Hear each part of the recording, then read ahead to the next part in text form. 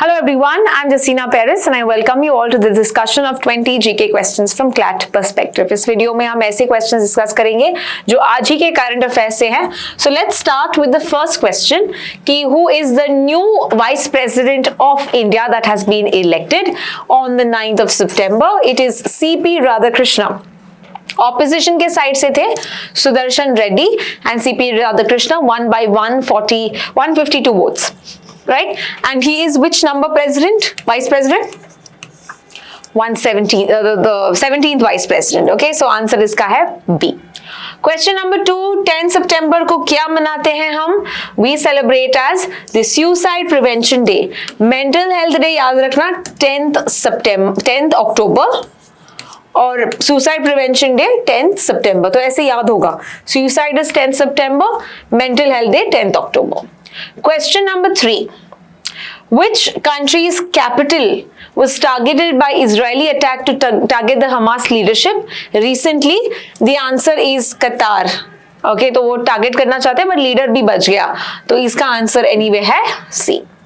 Question number 4, which state passed a bill to prevent the religious conversions with stringent provisions against force, fraud, allurement or coercion punishable with steep penalties? So recently कौन से state ने इसे bill बनाया है, पास किया है? राजस्थान. तो ये अभी ये बिल एक्ट बन गया है रिसेंटली, सो आंसर इसका है डी. एंड अगर फर्स्ट स्टेट पूछा जाए जहां पे ऐसे बिल आया था 1967 में, Odisha. This is the first state that brought about the anti-conversion bill. Question number 5, which country banned the social media sites including Facebook, Instagram after they did not register with Ministry of Communications and Information Technology? इसका answer है Nepal. And तभी किसकी government थी? Prime minister KP ओली शर्मा, जिन्होंने अभी resign कर लिया है. ठीक है, तो आंसर इसका है C. After even 19 people also lost their lives in the protest. Question number 6, which government launched Bhupen Hazarika's birth celebratory celebration? तो इनके सितंबर 8 में ये लॉन्च किया था आसाम की गवर्नमेंट ने.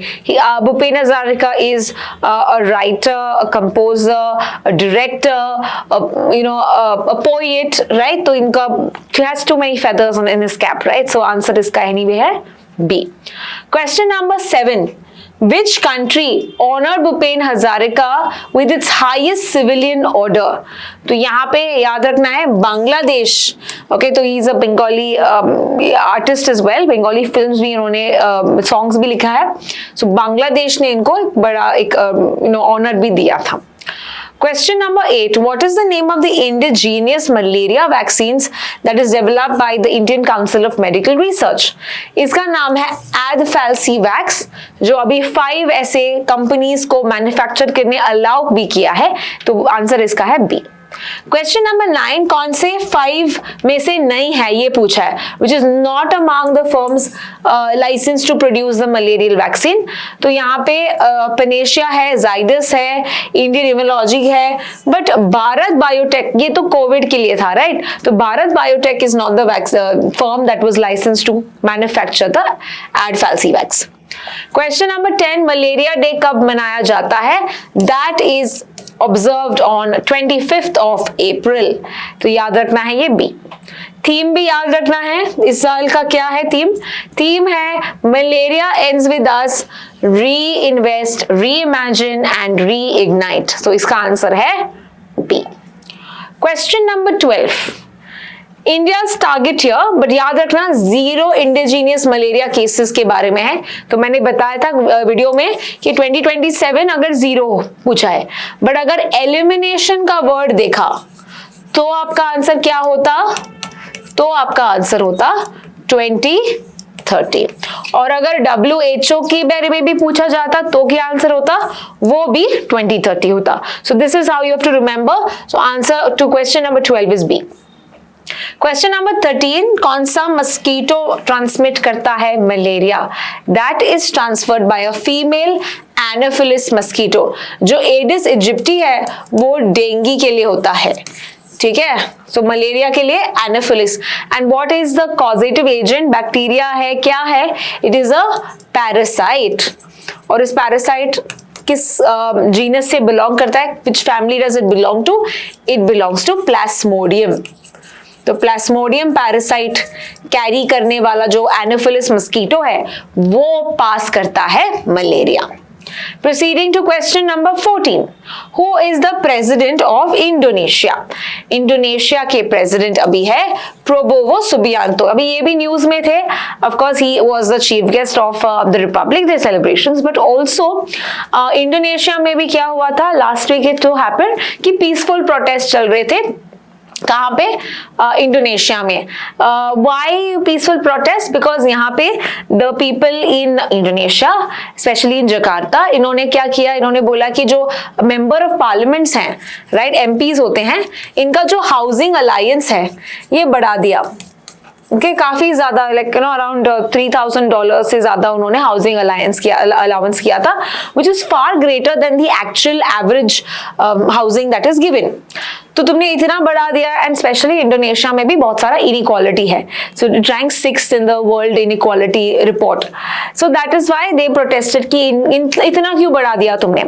नाउ ये जो प्रोटेस्ट है ये वायलेंट बना, पीसफुल से वायलेंट बना, जब एक डिलीवरी बॉय का he was killed by the paramilitary vehicle. So that further ignited the problems in Indonesia. So that was the context that had come in regard to the newspaper. तो ये इसीलिए हमने ये question डाला है. Now, which of the following institutions has its headquarters in Indonesia? तो मैं जगह का नाम भी बताती हूँ. The answer is Jakarta. Jakarta है जहाँ पे ये एक इंस्टीट्यूशन का हेडक्वार्टर है। Where is this place? Yes, ASEAN, जो association of south east Asian है, इनका हेडक्वार्टर जकार्ता इंडोनेशिया में है। सो सार्क का हेडक्वार्टर्स कहाँ पे है? नेपाल में है, right. Kathmandu is the actual place. FATF जो मनी लॉन्ड्रिंग के लिए काम करता है, अगेंस्ट काम करता है, इसका है पेरिस, फ्रांस में। एंड बीमस्टेक का है Dhaka, Bangladesh. Okay, so you should know the headquarters also. Question number 16. Indonesia is the latest member to which of the following organization? हमने देखा था it became the 10th member of which organization? It was the BRICS organization. BRICS के members कौन से हैं? We have Brazil, Russia, India, China, South Africa, Egypt, Ethiopia, Iran, Indonesia and UAE। तो ये आपको 10 मेंबर कंट्रीज याद रखना है ब्रिक्स के। कल की आर्टिकल में भी ब्रिक्स डिस्कस किया था। Question number 17। Which institution is hosting the Harappan Site Conference? Ministry है कल्चर की, बट इंस्टीट्यूशन जो होस्ट कर रहा है उसका नाम है Indira Gandhi national centre for the arts, option number B. Question number 18। कौन से स्टेट ने इंट्रोड्यूस किया है, अनाउंस किया है 1 million prize for deciphering the Indus valley script? We have seen this in the recent times. Tamil Nadu के चीफ मिनिस्टर ने, के स्टालिन ने अनाउंस किया था कि 1 बिलियन प्राइज होने वाला है अगर आप डिसाइफर करते हो। तो इसका आंसर है C. I think we saw this in the month of January or so. Question number 19. Gaganyaan analog experiment, जिसको ज्ञानेक्स कहते हैं, ये किसके लिए बना है? ताकि स्पेस लाइक कंडीशंस में astronauts, about 3 astronauts that had given this condition, तो यहाँ पे आंसर है C, to stimulate space craft like conditions for astronauts. However एक लिमिटेशन है कि इंडिया, जो अर्थ में हम देखते हैं ग्रेविटी, प्रेजेंस ऑफ ग्रेविटी होती है जो एक्चुअल में बाहर नहीं होती। So that is the only drawback और limitations of this experiment. Question number 20। जो फूड कंज्यूम किया था इन द ज्ञानेक्स एक्सपेरिमेंट बाय द एस्ट्रोनॉट्स, ये किसने डेवलप किया? आई एक्सप्लेन टू यू कि इवन दो इसरो लग सकता है आपको, द आंसर यहाँ पे DRDO है, according to the article given in the Hindu और द इंडियन एक्सप्रेस। और गगनयान जो है, ये मिशन कब होगा?